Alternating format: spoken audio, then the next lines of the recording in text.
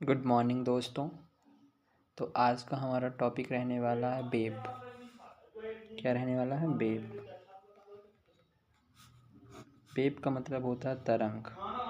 क्या होता है? तरंग। तो आइए आज हम तरंग के बारे में जानते हैं। ये टॉपिक्स है फिजिक्स का और तरंग के बारे में जानते हैं। जब किसी माध्यम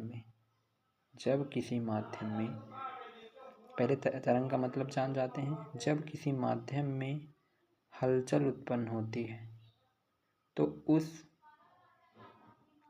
को ही हम तरंग कहते हैं। जब किसी माध्यम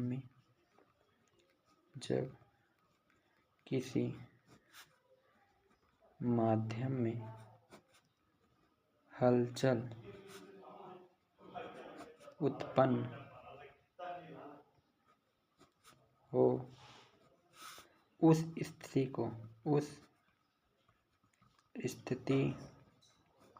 को ही तरंग कहते हैं, वेव कहते हैं। तो तरंगों को हम दो भागों में बांटेंगे। पहली जो होगी तरंग वो हो यांत्रिक तरंग कहते हैं। क्या कहते हैं? यांत्रिक। और होती है अयांत्रिक। दूसरी क्या होती है? अयांत्रिक। इसे इंग्लिश में यांत्रिक को क्या कहते हैं? Mechanical wave. और इसे कहते हैं नॉन मैकेनिकल वेव।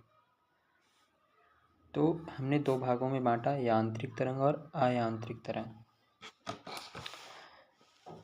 तो आइए हम पहले यांत्रिक तरंग के बारे में जानते हैं। यांत्रिक तरंग किसे कहते हैं? मैकेनिकल्स वेव क्या होती हैं?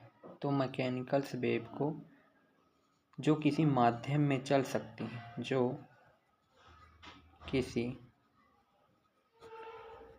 माध्यम में चल सकती हैं।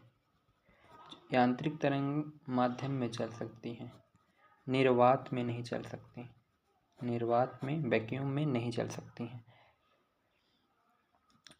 यांत्रिक तरंगों को दो भागों में बांटा गया है। यांत्रिक तरंगों कितने भागों में बांटा गया? दो भागों में बांटा गया। पहला नाम है यांत्रिक तरंग का, जो पहला है अनुप्रस्थ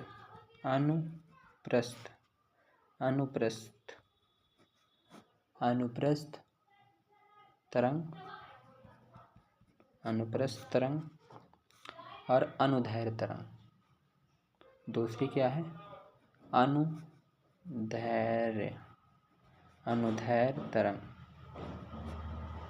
तो हमने देखा कि यांत्रिक तरंगे, पहले हमने तरंगों के बारे में देखा कि तरंग किसे कहते हैं, और फिर यांत्रिक तरंग और अयांत्रिक दो हमने वेव के प्रकार बताए। और वेव में से यांत्रिक तरंग को वो तरंगे होती हैं जो किसी माध्यम में चल सकती हैं, जबकि निर्वात में नहीं चल सकती हैं। और यांत्रिक तरंगों को भी दो भागों में बांटा गया है। एक हो गए अनुप्रस्थ तरंग और दूसरे हो गए अनुदैर्ध्य तरंग। तो अनुप्रस्थ तरंग क्या होती है, अनुदैर्ध्य तरंग क्या होती है, इसको भी हम जान जाते हैं। तो आइए हम अनुप्रस्थ तरंग जानते हैं। अनुप्रस्थ तरंग किसे कहते हैं, पहले इसके बारे में जानते हैं। जो तरंग जब माध्यम के कण ऊपर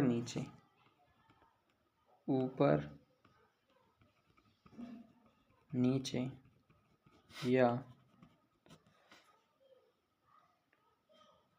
लंबवत कंपन करें तो ऐसी तरंग अनुप्रस्थ कहलाएगी। क्या कहलाएगी? अनुप्रस्थ कहलाती है। अब इसको देख लेते हैं। हमने एक तरंग बनाई, ये हमारी तरंग, ये तरंग की दिशा है। तरंग की दिशा तो तरंग की एक दिशा हो गई। जब इसके माध्यम के कण, ये माध्यम हो गई, मान लीजिए कोई रस्सी है, और जब हम इसे यहाँ पर हमने पॉइंट लगा लिए, जब हम इसमें क्या करेंगे, हिलाएंगे ऐसे करके पकड़ के तेज से, तो इसके कण कुछ ऊपर जाएंगे और कुछ नीचे आएंगे, कुछ ऊपर जाएंगे कुछ नीचे आएंगे। तो मतलब जो नीचे आएंगे ऊपर जाएंगी तो ऐसी तरंग होती हैं अप डाउन, जो ऊपर जाएगी और नीचे आएंगी जैसे अप और डाउन।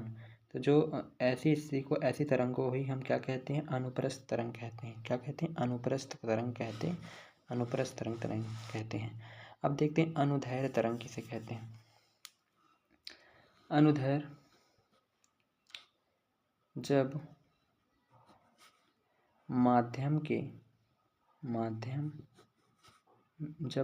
में कण ऊपर नीचे ना होकर तरंग की दिशा के आगे पीछे हो। कैसे हो, आगे पीछे हों, वैसी स्थिति में अनुदैर्ध्य तरंग कहलाती है। अनुदैर्ध्य तरंग कहलाती है। अनुदैर्ध्य तरंग कहलाती है। अब इसको भी एग्जाम्पल के रूप में देखते हैं। एग्जाम्पल नहीं, पहले हम तरंग के बारे में देखते हैं। तो तरंग, इसमें तरंग क्या होती है, ये तरंग हो गई। इसके कण क्या होते हैं, आगे पीछे जाते हैं। कैसे जाते हैं, आगे पीछे जाते हैं।